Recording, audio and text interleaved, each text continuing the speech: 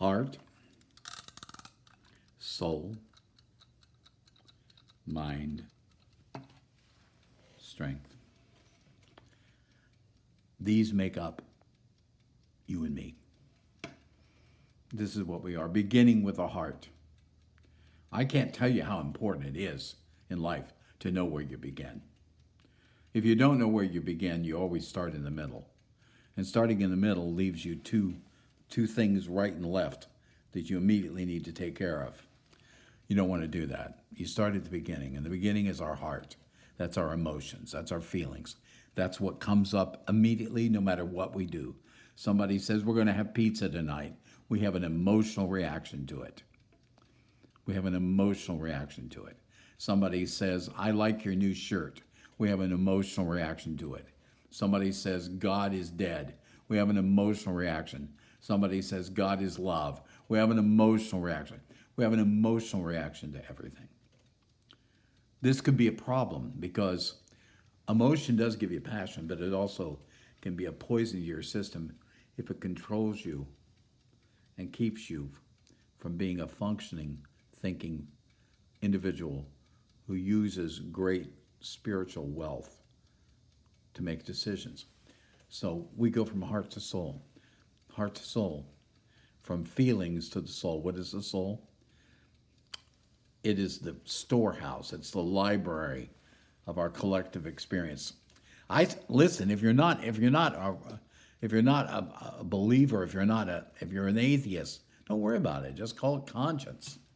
You go from your emotions to your conscience, or your emotions to your soul. I'm not going to sit here and argue with anybody. Here's why. None of us know for sure. Hello.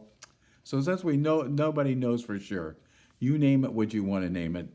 Let me, just for the sake of conversation here, call it soul. It is our library of our experience. And when you take your emotions, the emotions you have on a given issue, into the library of your experience, and you say, okay, my car just broke down. And rather than sitting there going, what am I going to do? How am I going to pay for it? Instead, you take a moment to talk to yourself, to go into your closet of privacy and use therapy. Speak. This is really bothering me because I can't afford a new car. Then your soul speaks back. Yeah, we had this same thing happen about 5 years ago. You remember? And you get this conversation going between your emotions and your soul, back and forth. And they create purpose. The soul creates your purpose. So you got your passion and your purpose. If you don't lead with your passion and your purpose, you're depending on a brain to run your life. Matter of fact, the early Greeks believed in what was called the dichotomy of man, body and mind.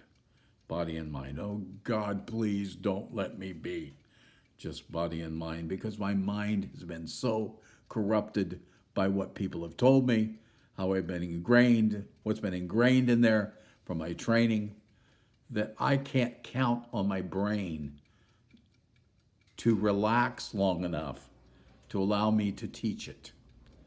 It's always got an opinion, and it's given that opinion right off the bat. My brain has an opinion on everything. That's how racism survives.